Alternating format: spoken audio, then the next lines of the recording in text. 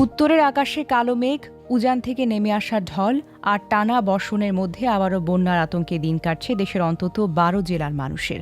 নদীর পানি দ্রুত বাড়ছে আর সেই সঙ্গে বাড়ছে হাজারো পরিবারের অনিশ্চয়তা। অনেকের চোখে এখন একটাই প্রশ্ন, এবারও কি ঘরবাড়ি, ফসল আর জীবিকা পানির নিচে হারিয়ে যাবে? বন্যার পূর্বাভাস ও সতর্কীকরণ কেন্দ্র জানিয়েছে আগামী ২৪ থেকে ৭২ ঘণ্টার মধ্যে তিস্তা, ধরলা, দুধকুমার, ব্রহ্মপুত্র, যমুনা, সুরমা ও কুশিয়ারা নদীর পানি আরও বৃদ্ধি পেতে পারে।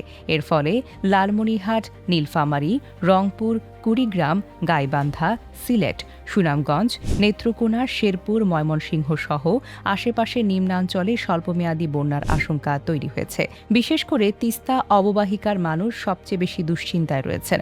উজানের ভারী বৃষ্টিতে নদীর স্রোত বেড়েছে, অনেক চরাঞ্চল ও নদী তীরবর্তী এলাকায় পানি ঢুকতে শুরু করেছে। অন্যদিকে সিলেট ও সুনামগঞ্জের সুরমা ও কুশিয়ারার পানি বৃদ্ধিতে হাওড়াঞ্চল ও গ্রামীণ সড়ক প্লাবিত হওয়ার শঙ্কা দেখা দিয়েছে। উত্তর মধ্যাঞ্চলেও পাহাড়ি ঢলের কারণে আকস্মিক বন্যার ঝুঁকি বাড়ছে।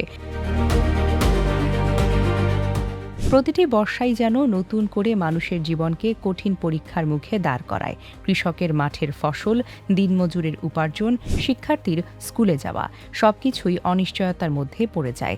শিশু, বৃদ্ধ, অসুস্থ মানুষের কষ্ট সবচেয়ে বাড়ে, আর অসহায় পরিবারগুলো নিরাপদ আশ্রয়ের খুঁজে ছুটতে বাধ্য হয়।